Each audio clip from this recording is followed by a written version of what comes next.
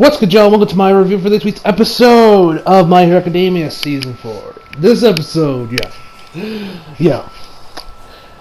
episode was hype, Got some cool, interesting stuff with Shigaraki, got some badass moves from my man Izuku, or Toga, although, I actually got something to say about that, yeah, man, but next week, that gonna be good. Y'all will be getting an episode reaction for next week. Trust me on that one, cuz. I've been waiting to see that panel get animated. Ever since I saw that interview between Kubo and Horikoshi, there was a particular panel that was shown there. And I can't wait to see that panel get animated. Ladies and gentlemen, I won't say what it is or what the panel said. Y'all have to wait on that one, because I don't want to spoil you anime only. But it's gonna be hot, it's gonna be lit, and y'all are gonna be chanting Togu GOAT after that episode. Trust me on that. You'll be wishing he was the MC instead of Izuku. Anyway, before we jump right in, also guys, I got episode discussion out for last week's episode that I dropped yesterday. So if you guys didn't catch that one, you want to check it out. If I remember, I'll put it up in the iCards above. If you guys want to check it out. So without further ado, let's just jump right into this episode. So we start something off after we get some recap from what happened last week. We start off with my man overall. There's a bunch of noise, ruckus going in the background. He's just like, ugh, there's too much noise. Like, a part of me Lowkey hopes with the end of this are now. We know Overhaul's gonna eventually get, by the end of this, he's gonna get defeated. A part of me, though, hopes that he doesn't die at the end, because, my god, Overhaul is such an amazing character, man. I love Overhaul, I love his design, I love his fucking voice. Whoever voiced, I know, I've heard him in the sub. He's actually voiced by the same guy that's voicing Norman Reedus' character in Death Stranding, as well as Manji and Blade of the Immortal. If you guys are watching that show this season, Blade of the Immortal. If you guys are not watching Blade of the Immortal, go check it out. If you guys like samurai shows, you guys like that kind of stuff. You guys stuff like Vinland Saga. You're looking for a more seinen type series, and you like refer to a samurai series. I highly recommend you guys check out Blade of the Immortal. I'm a little behind actually. That and Vinland Saga actually. I'm like 2 episodes behind on like both shows, I think. But yeah, if you guys have not seen Vinland Saga or have seen Blade of the Immortal, definitely check out Blade of the Immortal. It's an amazing show. And so yeah, Overhaul's also voices the guy that does him. And his voice in Japanese is good, but man, I just love his tough voice. Ugh, man. Yeah. So yeah, I hope Overhaul doesn't die, because I love Overhaul, and I hope that we see more of him. I would keep him in prison and then maybe bring him back later. That's what I hope, because I don't want to lose Overhaul. He's too cool of a character. But if Horikoshi kills him, I'm not going to lose sleep over it. Anyway. And it wouldn't surprise me if he does die. Did you see? With the shit he does there, I wouldn't be surprised if he does it himself. That would be interesting to see. Izuku legit kill him. That'd be entertaining. But anyway, so the dude next to him, I forget the dude's name. We also see this little shot of Eri, and it's just heartbreaking to see Eri like that. Look, she looks so sad and scared, man. I just want to hug her, If you do not feel for Eri, it does not break your heart seeing her like that, man, then you have no soul in my book. But anyway. He tells them that this might be the end of the Chihei cycle, because you got the heroes all upstairs doing their thing, and they're coming towards him. Overhaul tells me, he was like, nah, as long as I have the drug and the serum, I can bring it back from the brink. Everyone respects the leader, but they don't understand my ways. And this will make a good deal. This will make a good story for investors. We're making a drug that heroes fear. They'll come in swarms. So. He also tells them Temp Squad to pull away, which found what Temp Squad is, and my theory was right from my review last week. It is indeed Toga, as well as Twice. Like I mentioned before, I got something to say about these two, but we'll save that. I don't really want to talk about Twice a lot. Discuss them a little bit further once we get to that part of the episode, around the middle part. But anyway, so then we head over back to Kirishima and Fat Gum. He tells Fat Gum, like, hey Kirishima, wake up, man, wake up. He's like, Fat. He's like, who are you? He's like, hey, man, it's me, Fat Gum. I had to lose a few pounds to win that fight, but come on. Which actually reminded me of what happened on SmackDown last night, where actually, I don't know if this was true what D. Bryan said, but when Birdie, his daughter, because him and Brie Bella are married, they've had, I think they actually have 2 kids, I think. I believe they have 2 kids, or at the very least, or maybe it's just Birdie. But actually, because we're all used to seeing G. Bryan with like the long hair and the beard.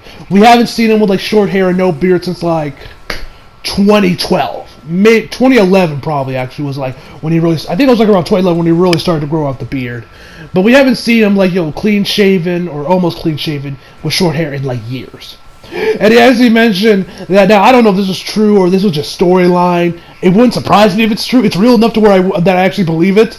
But he said that when Birdie saw him, she legit started crying. Keep in mind, Birdie's like I think she's like 2 years old, maybe 3 years old, And I just found it hilarious because, I look at Deep Bryan without the beard and the long hair, and he's almost unrecognizable, man. So, I get it.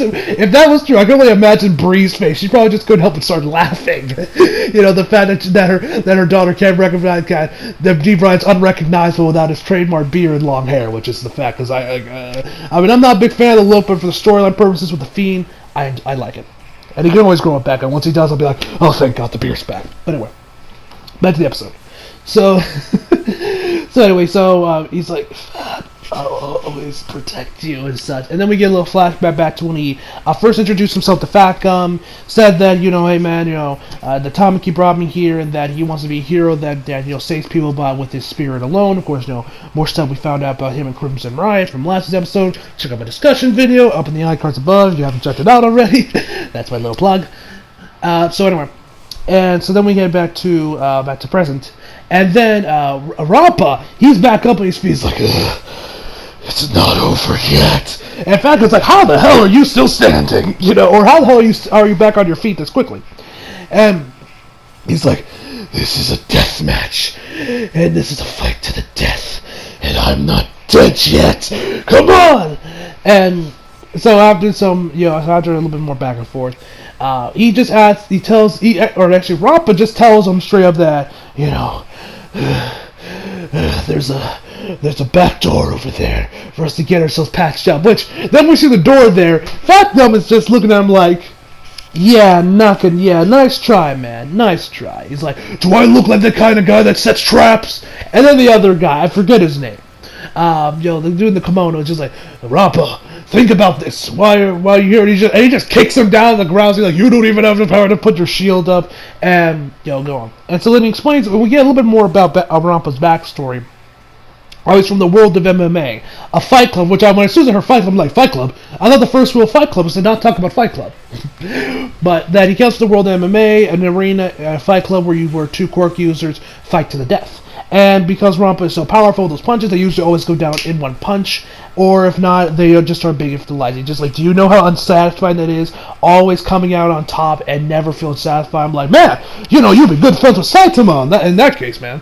By the way, been loving Season 2 on Toonami. Don't understand the hate for this season, honestly. I mean, yeah, it's not as great as that. It's not as good looking as Season 1, but overall, still really, really good. I'm loving Season 2, honestly. It's some great shit. But back to the anime. So after that, he also starts praising Kirishima a bit, bring that boy, no, that man. He's like, that man. He legit calls Kirishima a man after that fight, and he says that he likes his style. So then they go over to the back door to patch him up, and he says, I call him a boy. I'm sorry.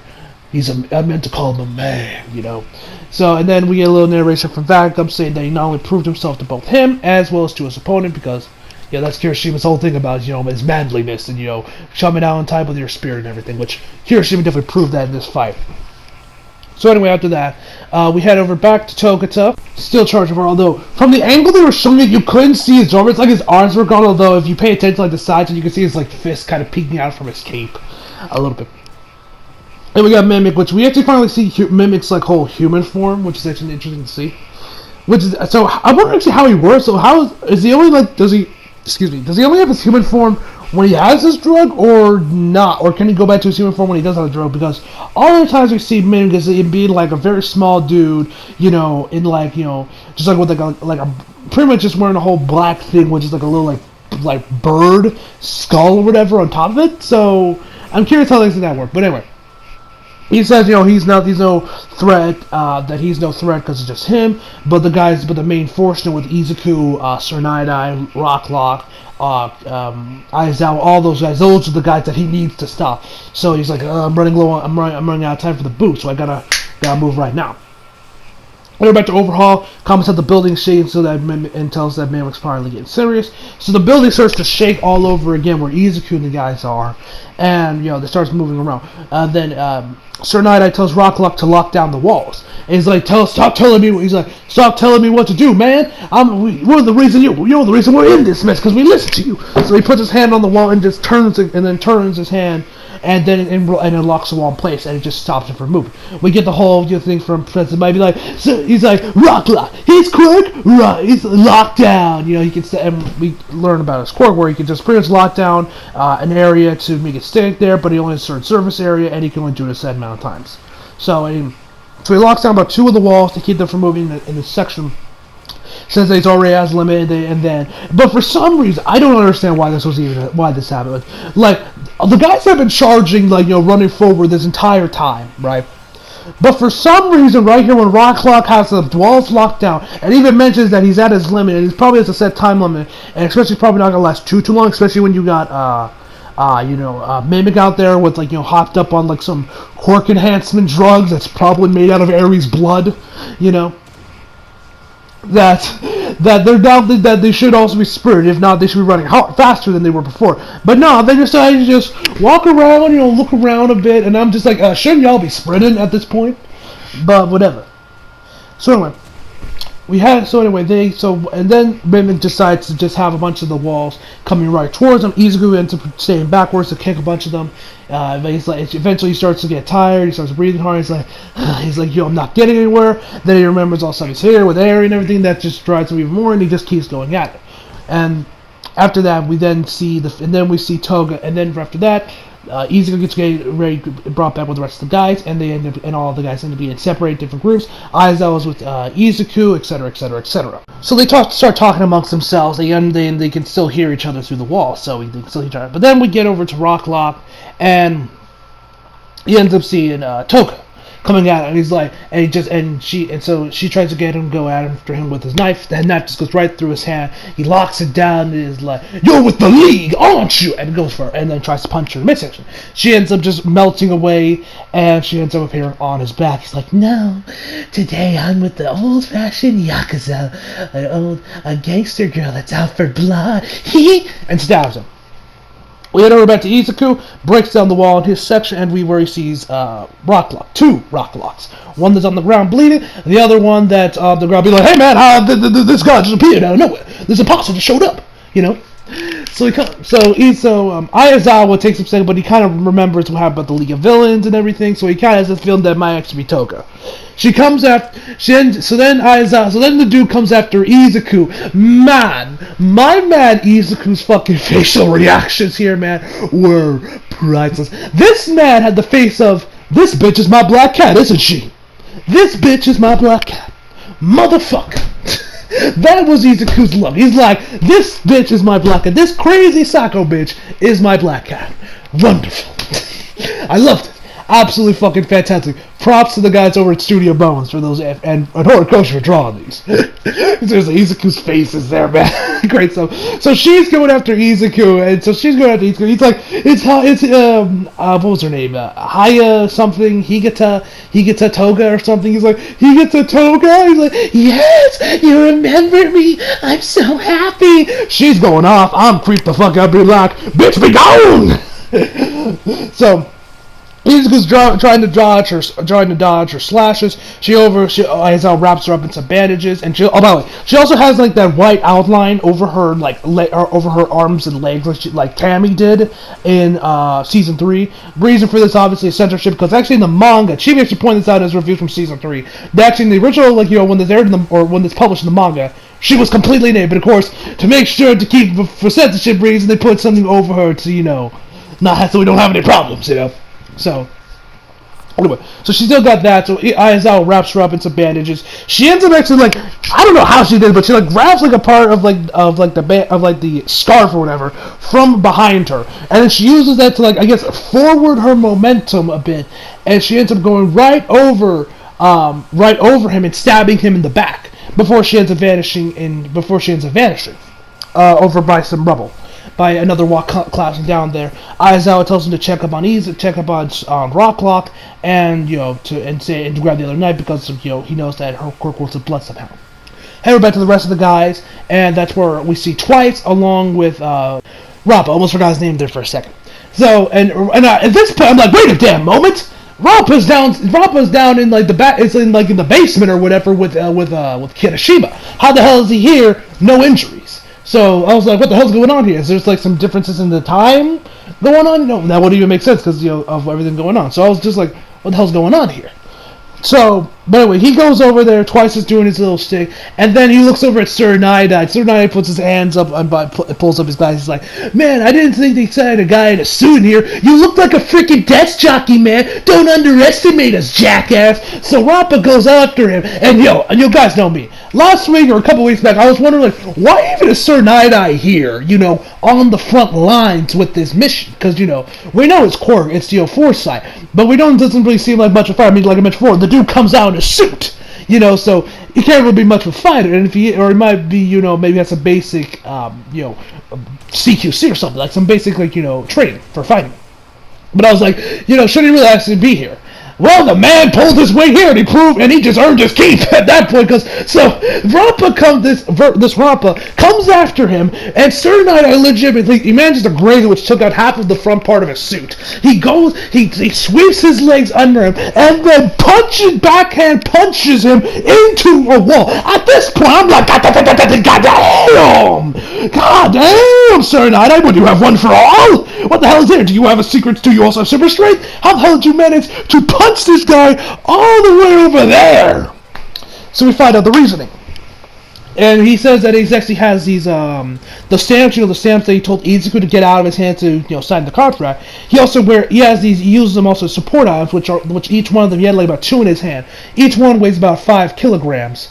So, and I looked up the weight, that's about 11 pounds. That's about 11 pounds for 5 kilograms. So with 2 of them, that's about 20 pounds of power. 21 pounds of power he's using. So yeah, that's that's some power. So yeah, that's probably why he managed to throw him so high. I was like, God damn. And he also makes some jokes how it's it's like a nice successor to his like serious exterior or whatever.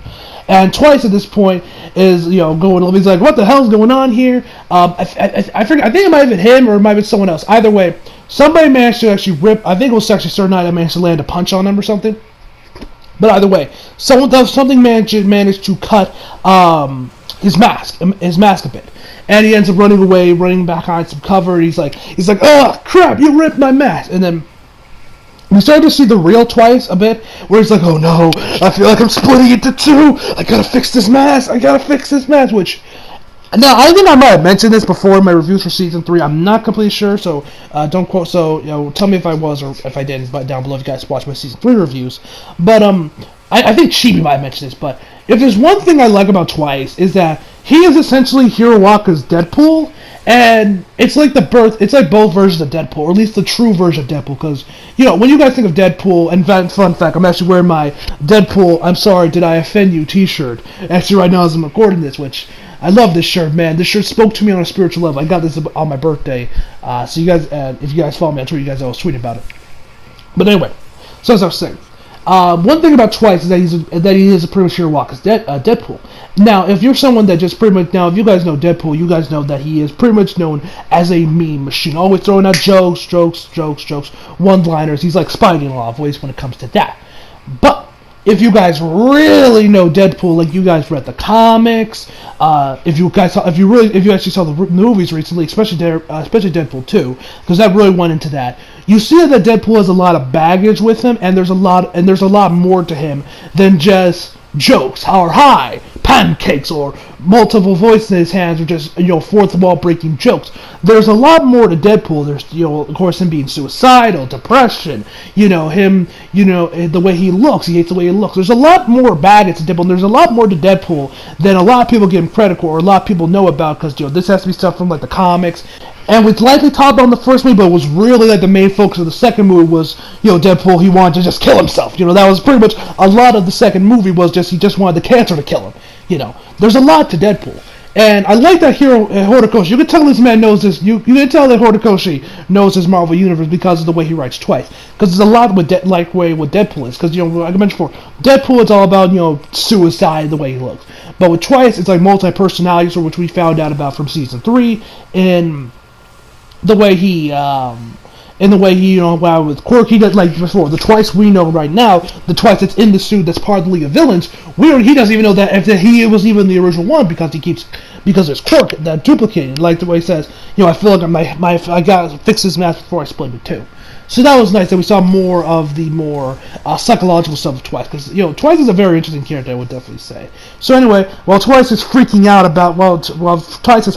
about his mask, Toga comes in there and fixes them. She puts like this little pink bandana around it. She's like, "There, you should feel whole again now."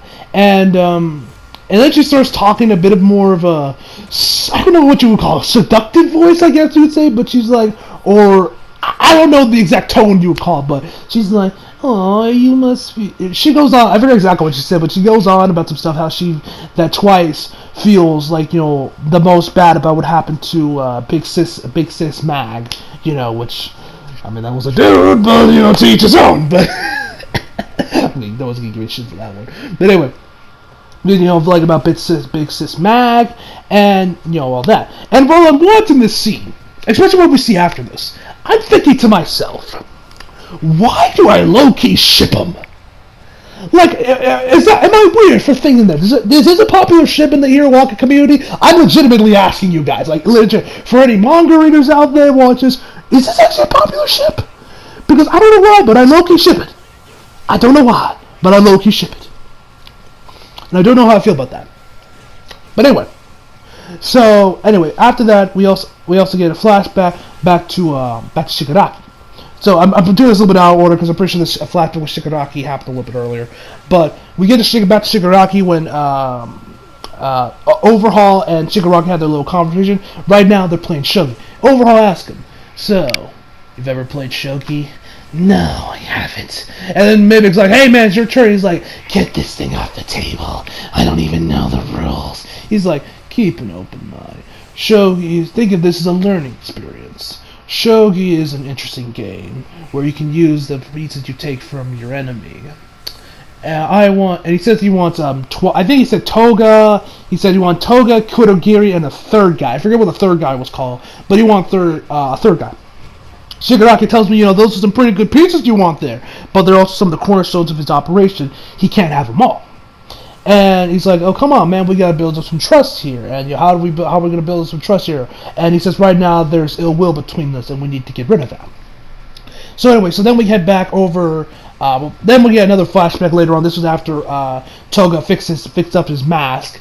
This is back when we see the League of Villains do hideout, and Shigaraki tells him that Toga and Twice are going to be are going to be working for Shihei Saikai now. They're going to be working for them now. Twice isn't on board with this plan at all because, of course, they killed because Overhaul killed Big Sis Mad, as well as took Mr. Compress's arm. And we really get to see a lot more of the mental state of Twice here. So this episode was predominantly focused on Twice, I noticed, showing off a little bit more of him, where we actually see him take off his mask. He says because he blames himself for what happened there, because, like I mentioned before, we saw in episode 1 or episode 2, excuse me, episode 1 was filler. Episode 2, Twice brought Overhaul here, so he feels that he is the biggest to blame for why Mag lost her life and why Compress lost his arm. So he takes off his mask. He's like, "Dude, I know I'm a villain, but I'm still human, And he tells me, "Come on, back me up here. Don't you agree?" with this, and so she gets off from her little like table or whatever she was standing on, and she asks her, what I forget exactly what all she said, but she was like, "What are we to you? Because to me, the League of Villains is a place where I feel home. I came here to be able to stay and do what I want." And then she actually puts her knife right to Shigaraki's throat, and he says, and she pretty much just blatantly asks him, "Why should I work for people that I want to cut?" And then especially because and do something I don't want to do. So Shigaraki then takes off his mask, and both Toga and Twice look at him shocked. So I'm assuming this is the first time they've really seen his face, at least in good light, because this really is the first time we've really seen his. Well, there was also that one other moment in season 2 where it was Smile, which if you've seen the manga pound version of it, my god, it's damn near berserk quality art. But they just kind of look at him shocked, and he just says that they're probably going to try and get you on their team and try to get them away from me. So he tells them, get, flatter them, get buddy with them, have them trust you, but always remember that they are beneath you. So that's when Toga and Twice eventually agreed to do the mission. Oh, and if I didn't mention it earlier, the Rampa that hit the wall ended up disintegrating, so we knew it was a clone. It was a fake from most likely Toga, which is interesting because I assume that means that Toga could actually create clones of other people, because we know she's a shapeshifter once she has her blood, but it looks like she can do it without her body doing it. She can create clones somewhat. Kind of interesting, but anyway. So after we get that flashback, they pretty much just try to Twice and Toga try to provoke a Mimic, trying to get him really pissed off, like, "Oh man, now we know why the Yakuza is dying. Man, you're pathetic with your leader being a crippled old man." And when he says a crippled old man, that's when we see a threat snap, and the man just goes Super Saiyan. That poor, he starts screaming. The walls start moving around again, and then we see these we just see these random holes open up in the floor, sending Toga and Twice down there along with Izuku and the rest of the guys. And then Sister says, "Crush and kill them all." Then they show it up in kanji, and that's where the episode ends. So overall, man, this episode was fucking amazing. Next episode preview was hype. Toga will be in that. We're gonna see Toga with Eri. That's gonna be hype. Togoat is what we're all gonna be chanting next week. That's probably what I'm gonna call the title for the review next week. So yeah, guys, I'll be doing a reaction to that episode as well. So get hyped for that. And yeah, man. Overall, I'm going to give this episode a 10 out of 10, ladies and gentlemen. So hope y'all enjoyed the video. Leave a like if you did, subscribe if you're new. Follow me on Instagram, Twitter, flag at least in the description box below. And as always, come back for more. See you guys next time. She's